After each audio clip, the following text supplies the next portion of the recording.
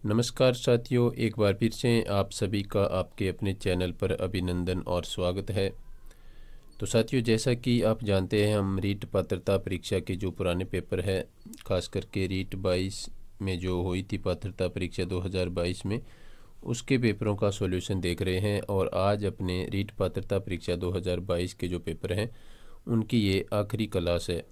इसके बाद अपने जो रीट पात्रता परीक्षा 2022 के जो पेपर हैं उनमें अपने जो हिंदी, मनोविज्ञान, संस्कृत और सामाजिक अध्ययन से संबंधित क्वेश्चन हैं वो आज अपने पूरे कर रहे हैं।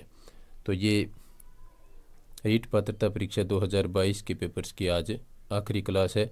और इसके बाद हम जो हिंदी व्याकरण के पुराने पेपरों में जो क्वेश्चन पूछे गए हैं उनकी सीरीज है वो शुरू करेंगे। तो जो साथी रीट पात्रता परीक्षा, रीट मेंस से सेकंड ग्रेड हिंदी, स्कूल व्याख्याता हिंदी आदि से यदि तैयारी कर रहे हैं तो हिंदी व्याकरण के क्वेश्चन की सीरीज है वो अपने इस चैनल पर नेक्स्ट वीडियो के माध्यम से शुरू होने वाली है, जिसमें हम हिंदी व्याकरण के पुराने पेपर्स में आए हुए क्वेश्चनों का अध्ययन करेंगे।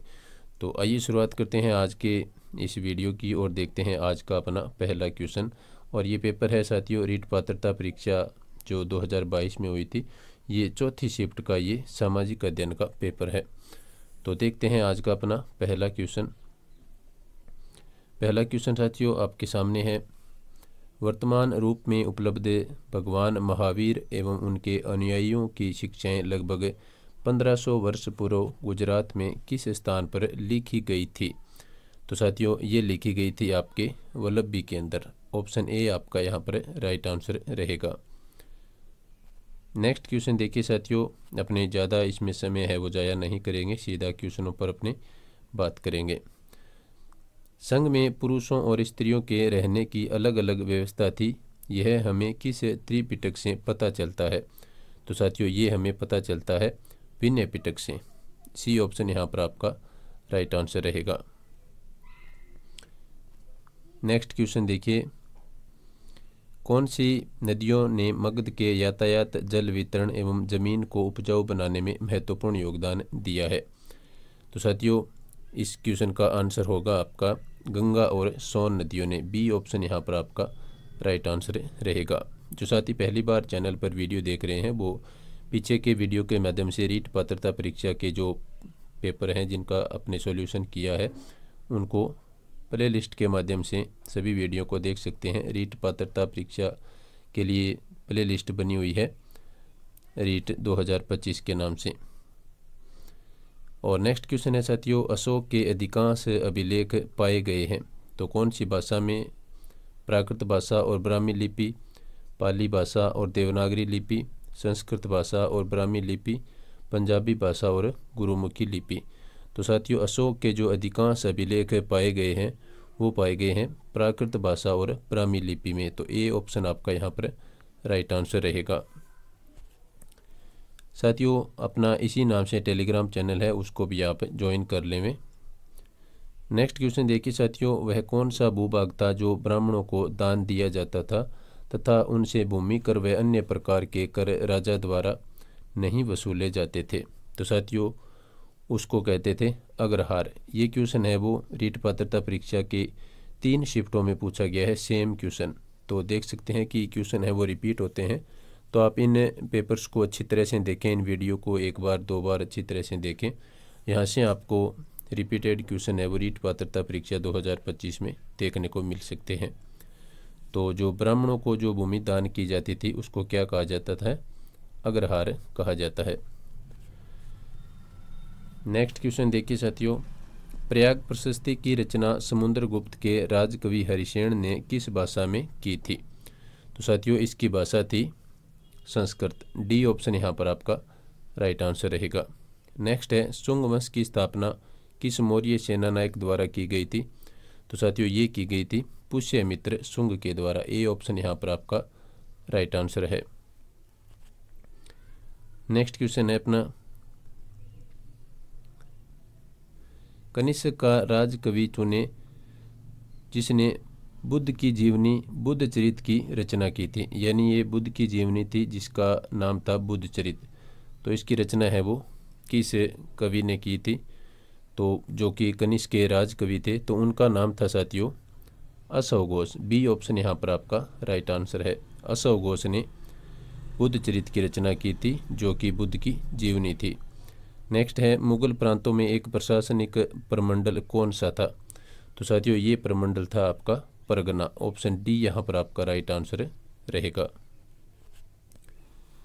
नेक्स्ट क्वेश्चन है, आलवार संतों का एक मुख्य काव्य संकलन जिसे तमिल वेद के रूप में भी जाना जाता है, तो साथियों इसको कहा जाता है नल्ले इरा दिव्य प्रबंधम। ये डी ऑप्शन आपका राइट आंसर रहेगा। नेक्स्ट क्वेश्चन देखिए साथियों, मुगल शासक जहांगीर की माता किस राजपूत वंश से संबंधित थी? तो साथियों ये संबंधित थी कछवाहा राजपूत वंश से। ए ऑप्शन यहाँ पर आपका राइट आंसर है। नेक्स्ट है, ये फल एक दिन हमारे ही मुंह में आकर गिरेगा। 1851 में गवर्नर जनरल लॉर्ड डलहौजी ने यह कथन किस रियासत के बारे में कहा था? तो साथियों ये कथन कहा गया है अवध रियासत के बारे में। बी ऑप्शन यहाँ पर आपका राइट आंसर रहेगा। तो ये कथन है किसका, इसको आप याद रखें अच्छी तरह से। ये फल एक दिन हमारे ही मुंह में आकर गिरेगा, तो ये कथन है साथियों लॉर्ड डलहौजी का।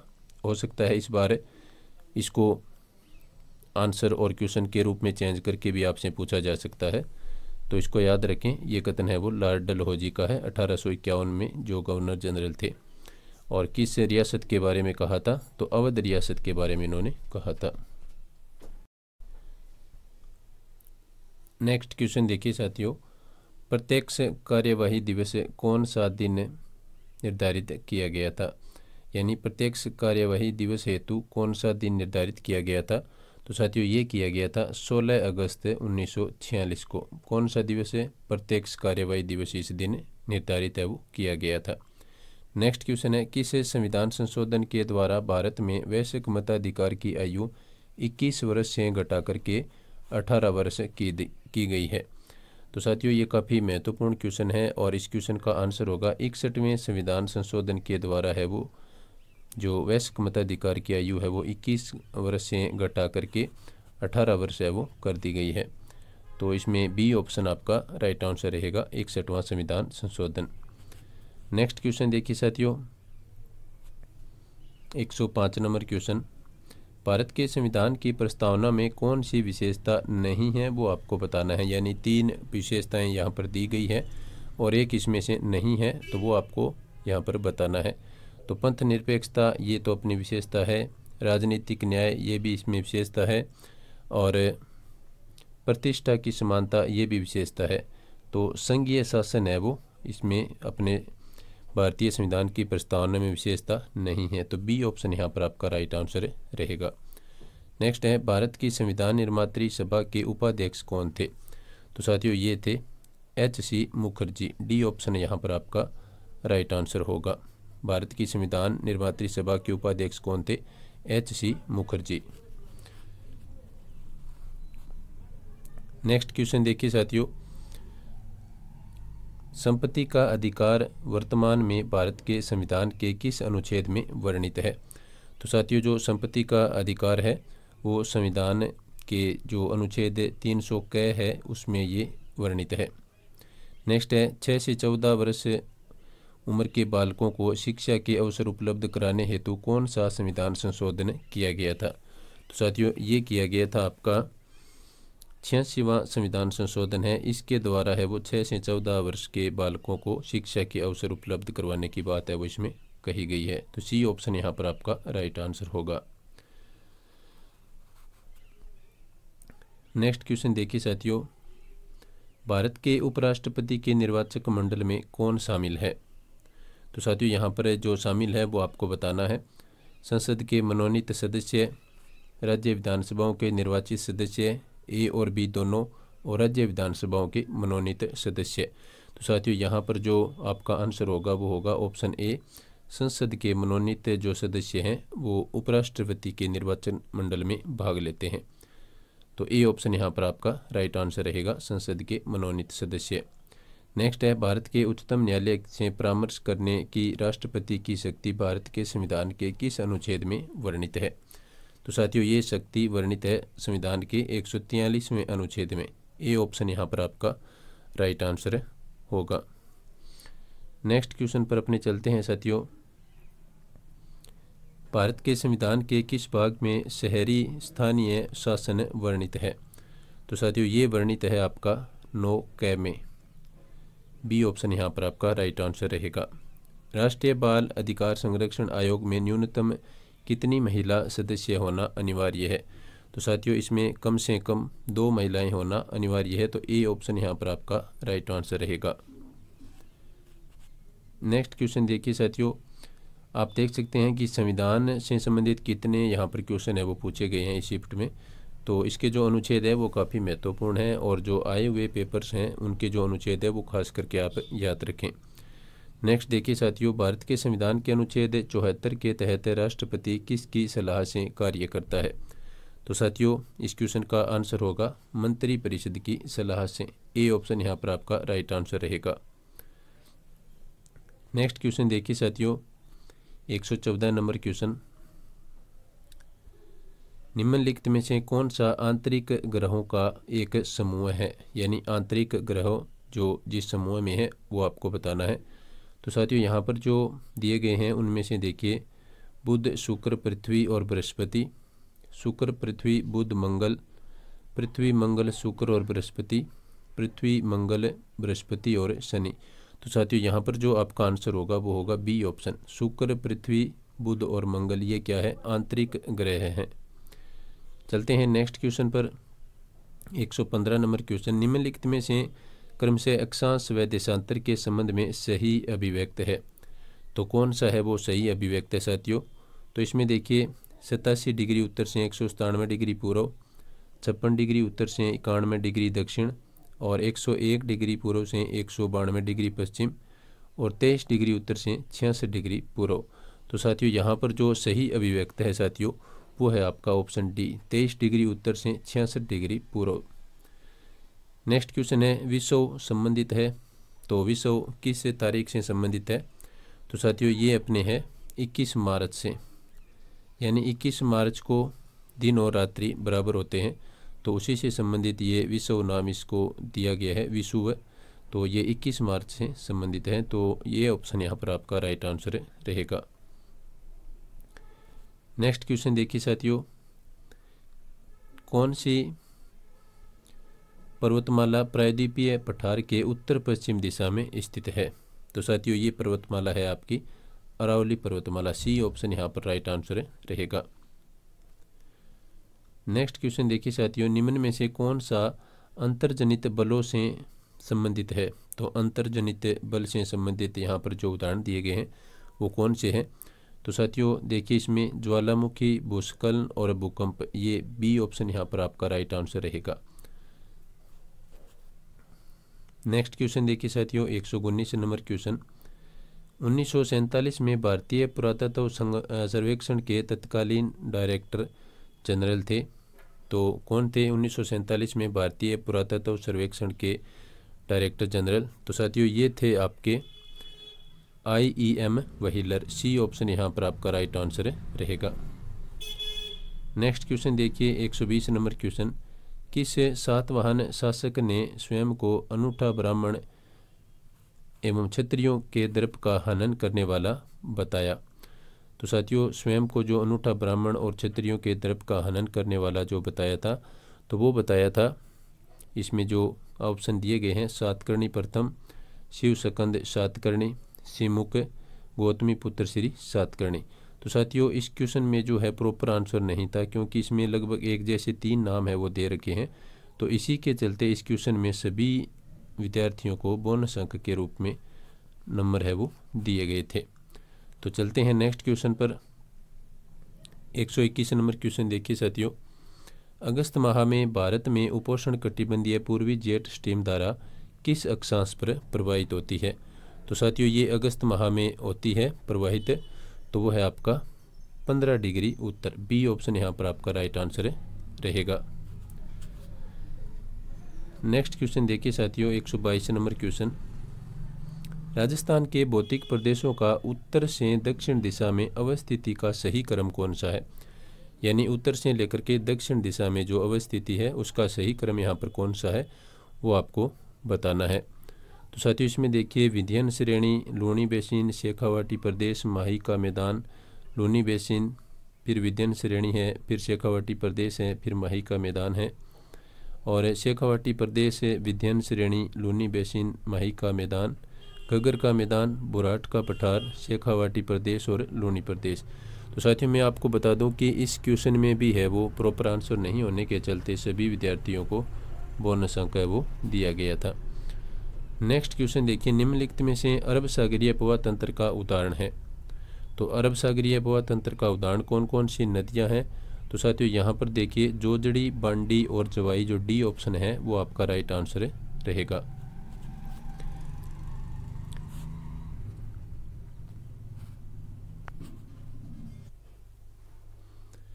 नेक्स्ट क्वेश्चन देखिए साथियों, 124 नंबर क्वेश्चन पर अपने पहुंच चुके हैं। तो यहाँ पर आपको सुमेलित करना है। तो इसमें देखिए एक तरफ अभयारण्य का नाम दिया गया है और दूसरी तरफ वन्य जीव उस अभयारण्य से संबंधित दिए गए हैं। तो यहाँ पर आपको सुमेलित करके है वो बताना है। तो देखिए साथियों यहाँ पर जो राष्ट्रीय मरु उद्यान है ये हो जाएगा आपका गोडाउन से संबंधित। और इसके बाद में देखिए नेक्स्ट टोटगढ़ रावली है, ये हो जाएगा आपका तेंदुआ से संबंधित। और फिर है सीता माता अभयारण्य, ये हो जाएगा आपका उड़न गिलहरी से संबंधित। और माउंट आबू है, ये हो जाएगा आपका रींछ से संबंधित। तो इसमें जो आपका आंसर रहेगा साथियों वो रहेगा सी, फिर उसके बाद में ए, फिर डी और फिर बी। तो इसके अनुसार ए ऑप्शन आपका राइट आंसर रहेगा। चलते हैं नेक्स्ट क्वेश्चन पर, 125 नंबर क्वेश्चन। इसमें आपको एक तरफ खनिज दिया गया है और एक तरफ उसका उपभोग से संबंधित जो विवरण है वो दिया गया है।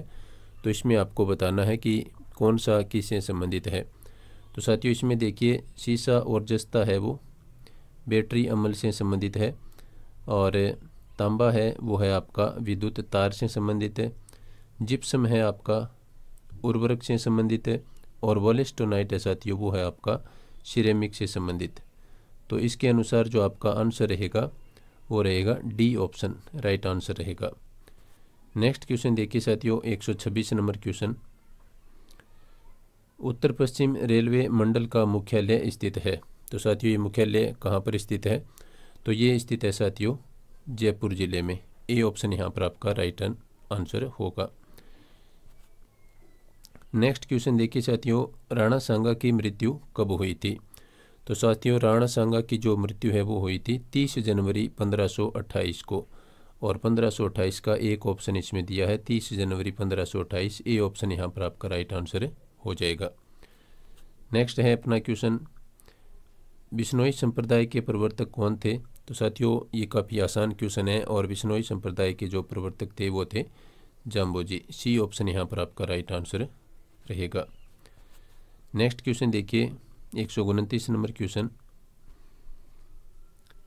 बिजोलिया किसान आंदोलन को व्यापक प्रचार देने वाले समाचार पत्र प्रताप के संपादक कौन थे? तो ये काफ़ी महत्वपूर्ण क्वेश्चन है और काफ़ी बार पुराने पेपरों में ये रिपीट हो चुका है साथियों। तो इसके प्रताप समाचार पत्र के जो संपादक थे साथियों वो थे आपके गणेश शंकर विद्यार्थी। ए ऑप्शन यहाँ पर आपका राइट आंसर रहेगा। राजस्थान एकीकरण के प्रथम चरण में मत्स्य संघ की स्थापना कब हुई थी? तो साथियों ये हुई थी आपकी 18 मार्च 1948 को। तो बी ऑप्शन यहाँ पर आपका राइट आंसर हो जाएगा। जो राजस्थान एकीकरण के जो 5 चरण है साथियों उनको आप अच्छी तरह से याद रखें। चलते हैं नेक्स्ट क्वेश्चन पर और नेक्स्ट क्वेश्चन आपके सामने है। 1919 में राजस्थान सेवा संघ की स्थापना विजय सिंह पथिक, रामनारायण चौधरी और हरिभाई किंकर के योगदान से कहाँ पर हुई थी? तो साथियों इस संघ की स्थापना हुई थी आपके वर्धा महाराष्ट्र में। डी ऑप्शन आपका आंसर रहेगा। तो ये काफ़ी महत्वपूर्ण क्वेश्चन है कि राजस्थान सेवा संघ की स्थापना 1919 में हुई और इससे संबंधित जो स्थापना करने वाले व्यक्ति हैं विजय सिंह पथिक है, रामनारायण चौधरी है और हरिभाई किंकर है।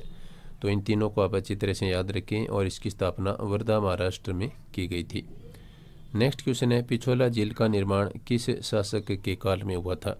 तो साथियों पिछोला झील का जो निर्माण है वो हुआ था आपके महाराणा लाखा के शासनकाल में। बी ऑप्शन यहाँ पर आपका राइट आंसर रहेगा। नेक्स्ट क्वेश्चन देखिए साथियों, 133 नंबर क्वेश्चन, स्वाई जय सिंह द्वारा लिखित जय सिंह कारिका नामक ग्रंथ किस विषय से संबंधित है?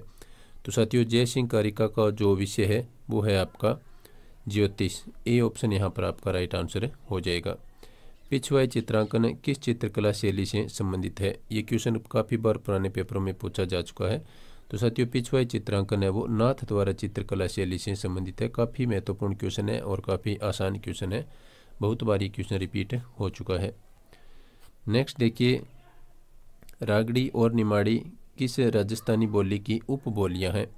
तो साथियों रागड़ी और निमाड़ी है वो जो राजस्थान की जो बोली है, तो उनमें से आपको बताना है कि किस बोली की उपबोली है। तो साथियों ये मालवी की उपबोली है। ए ऑप्शन यहाँ पर आपका राइट आंसर हो जाएगा। इसके बाद में नेक्स्ट देखिए, कौन है वो वागड़ की मीरा के नाम से भी जानी जाती है? तो साथियों वागड़ की मीरा कहा जाता है गौरी बाई को। बी ऑप्शन यहाँ पर आपका राइट आंसर रहेगा। नेक्स्ट क्वेश्चन देखिए, 137 नंबर क्वेश्चन पर अपने पहुंच चुके हैं। निम्न में से कौन सा सामाजिक विज्ञान का लक्ष्य नहीं है वो आपको बताना है, यानी 3 इसमें सही है और एक जो नहीं है वो आपको बताना है। तो साथियों बौद्धिक व मानसिक विकास, अवकाश के समय का सदुपयोग करना, सामाजिक परिवर्तन लाने में सहायक बनना और शिक्षण शिष्टाचार। तो साथियों यहाँ पर जो आपका आंसर हो जाएगा वो हो जाएगा शिक्षण शिष्टाचार। डी ऑप्शन इसमें शामिल नहीं है। नेक्स्ट क्वेश्चन देखिए साथियों, सामाजिक विज्ञान में शिक्षण अधिगम सामग्री का महत्व है। तो सामाजिक विज्ञान में शिक्षण अधिगम सामग्री का महत्व समय और परिश्रम की बचत, विषय वस्तु की स्पष्टता। ए और बी दोनों गलत है और ए और बी दोनों सही है। तो साथियों यहाँ पर जो आपका आंसर हो जाएगा वो हो जाएगा डी ऑप्शन। ए और बी दोनों बातें सही है। नेक्स्ट क्वेश्चन देखिए साथियों, 139 नंबर क्वेश्चन, सामाजिक विज्ञान से तात्पर्य अध्ययन की उन शाखाओं से है जो मानव मात्र को उनके सामाजिक संबंधों के संदर्भ में समझने में सहायता करते हैं। तो यह परिभाषा किसने दी है? तो साथियों यह परिभाषा दी गई है कोलंबिया एनसाइक्लोपीडिया के द्वारा। ए ऑप्शन यहाँ पर आपका राइट आंसर रहेगा। साथियों आपसे निवेदन कि आप क्लास को लाइक और शेयर अवश्य करें और लगातार चैनल पर जुड़े रहें। खास करके हिंदी व्याकरण से संबंधित अपने अब नेक्स्ट वीडियो में पुराने पेपर में आए हुए वीडियो की सीरीज़ है वो शुरू करेंगे। पुराने पेपर में आए हुए प्रश्नों की सीरीज, तो उनको आप देखने के लिए चैनल को सब्सक्राइब करके रखें। सूचना तकनीकी का शिक्षा में सबसे पहले उपयोग किस देश में किया गया? तो साथियों ये किया गया था आपका ब्रिटेन और यूएसए दोनों में किया गया था। तो यहाँ पर जिन्होंने भी ए किया था उनको भी अंक मिले थे और जिन्होंने बी किया है उनको भी अंक मिले थे। तो इसमें 2 आंसर माने गए थे, ए और बी। जिसने भी किया था उनको अंक मिले हैं। तो साथियों एक सूचना है आपके लिए कि अपने जो रीट हिंदी व्याकरण है और उसकी शिक्षण विधियाँ हैं और सेकंड ग्रेड हिंदी व्याकरण और शिक्षण विधियाँ, उनके अपने नोट्स हैं। यदि किसी विद्यार्थी को चाहिए तो वो अपना जो टेलीग्राम चैनल है इसी नाम से, उस टेलीग्राम चैनल में जाकर के आप देख सकते हैं। वहाँ पर उसके बारे में सूचना है वो डाली गई है। तो हिंदी व्याकरण के हस्तलिखित नोट्स हैं जो रीट प्री और मेंस के लिए दोनों के लिए उपयोगी है। और जो सेकंड ग्रेड जो व्याकरण जो सेकंड ग्रेड में आपका व्याकरण है हिंदी विषय के लिए और शिक्षण विधियाँ हैं, उन सभी के लिए वो उपयोगी हैं। तो उनकी सूचना आप टेलीग्राम में जाकर के देख सकते हैं, वहाँ पर डाली गई है। यदि किसी को प्राप्त करना हो तो वहाँ पर वो भी बताया गया है। नेक्स्ट क्वेश्चन देखिए साथियों, 141 नंबर क्वेश्चन, अच्छे मूल्यांकन के लिए कौन सा मापदंड है वो सही नहीं है? क्वेश्चन है एक अच्छे मूल्यांकन के लिए कौन सा मापदंड सही नहीं है वो आपको बताना है। तो साथियों वैधता, विश्वसनीयता, वस्तुनिष्ठता और व्यक्तिपरकता। तो साथियों यहाँ पर जो आपका आंसर होगा वो होगा व्यक्तिपरकता है, इसमें शामिल नहीं है, बाकी तीनों सही है। नेक्स्ट है सामाजिक विज्ञान शिक्षण के मूल्य हैं। तो कौन कौन से इसमें जो मूल्य हैं? तो साथियों इस क्वेश्चन में जो आपका आंसर रहेगा वो रहेगा सामाजिक मूल्य भी है, जनतांत्रिक मूल्य भी है, कलात्मक और मनोरंजनात्मक मूल्य भी है। तो इस अनुसार डी ऑप्शन आपका राइट आंसर हो जाएगा। नेक्स्ट देखिए 143 नंबर क्वेश्चन, संकलनात्मक मूल्यांकन निम्न के लिए अनुपयुक्त है। तो किसके लिए अनुपयुक्त है? तो श्रेणी निश्चित करने में, विद्यार्थी अधिगम का सार संक्षेप तैयार करने में और सत्रांत मूल्यांकन में और शिक्षण अधिगम प्रक्रिया की प्रगति पर निगरानी में। तो साथियों ये अनुपयुक्त है, यहाँ पर जो दिया गया है डी ऑप्शन, शिक्षण अधिगम प्रक्रिया की प्रगति पर निगरानी में, ये अनुपयुक्त रहता है। नेक्स्ट देखिए, निम्न में से कौन सा विषय उच्च प्राथमिक स्तर पर सामाजिक विज्ञान में सम्मिलित नहीं है? तो इतिहास, नागरिक शास्त्र, भूगोल और मनोविज्ञान। तो साथियों इसमें जो शामिल नहीं है वो आपका रहेगा यहाँ पर डी, मनोविज्ञान इसमें शामिल नहीं होता है सामाजिक विज्ञान में उच्च प्राथमिक स्तर के लिए, यानी कक्षा 1 से 8 के लिए। निम्न में से शिक्षण के अनुप्रयोग उद्देश्य का सही उदाहरण कौन सा है? परिभाषा देना, वर्गीकरण करना, स्थापित करना और प्रत्यास्मरण करना। तो साथियों इस क्वेश्चन का आंसर रहेगा स्थापित करना। सी ऑप्शन यहाँ पर राइट आंसर रहेगा। नेक्स्ट क्वेश्चन देखिए साथियों, 146 नंबर क्वेश्चन। सूचना तकनीकी के मुख्य घटक हैं सॉफ्टवेयर, हार्डवेयर, उपयोगकर्ता। तो साथियों इस क्वेश्चन का जो आपका आंसर रहेगा वो हो जाएगा उपयुक्त सभी, डी ऑप्शन यहाँ पर आपका आंसर रहेगा। नेक्स्ट क्वेश्चन देखिए साथियों, 147 नंबर क्वेश्चन पर अपने पहुँच चुके हैं। कौन सी स्थायी पवनें 30 डिग्री दक्षिणी अक्षांशों से 60 डिग्री दक्षिणी अक्षांशों के मध्य प्रवाहित होती है? तो साथियों ये पवनें आपकी है पछुआ पवनें। सी ऑप्शन यहाँ पर आपका राइट आंसर रहेगा। नेक्स्ट क्वेश्चन देखिए साथियों, विली विलीज चक्रवात कहाँ उत्पन्न होते हैं? तो साथियों विली विलीज चक्रवात है वो उत्पन्न होते हैं आपके पश्चिमी ऑस्ट्रेलिया में। ए ऑप्शन यहाँ पर आपका राइट आंसर हो जाएगा। ये काफ़ी महत्वपूर्ण है, जो चक्रवातों के नाम हैं और किस देश से संबंधित है उनको आप अच्छी तरह से नोट करके याद कर लें। नेक्स्ट क्वेश्चन देखिए साथियों, 149 नंबर क्वेश्चन। निम्नलिखित महासागरीय धाराओं में कौन सी धाराएं दक्षिण अटलांटिक महासागर में स्थित है? तो ब्राजीलियन धारा है, बेंगुएला धारा है, ओशियासियो धारा है और गल्फ स्ट्रीम धारा है। तो साथियों यहाँ पर जो आपका आंसर रहेगा वो रहेगा ब्राजीलियन धारा और बेंगुएला धारा 1 और 2। तो इसके अनुसार बी ऑप्शन आपका राइट आंसर हो जाएगा। आज का अपना आखिरी क्वेश्चन देखिए साथियों, देहरादून, कोटलीदून एवं पाटलीदून स्थित है, कहाँ पर स्थित है साथियों? तो साथियों ये आपके स्थित है हिमाचल व शिवालिक के मध्य। बी ऑप्शन यहाँ पर आपका राइट आंसर रहेगा। तो साथियों ये था अपना रीट पात्रता परीक्षा 2022 की जो चौथी शिफ्ट थी उसका सामाजिक विज्ञान का पेपर। और नेक्स्ट वीडियो में आपको हिंदी व्याकरण से संबंधित पुराने पेपरों में जो क्वेश्चन आए गए हैं उनकी सीरीज आपको देखने को मिलेगी और नई शुरुआत अपने करने जा रहे हैं। तो वीडियो देखने के लिए सभी साथियों का धन्यवाद। नमस्कार।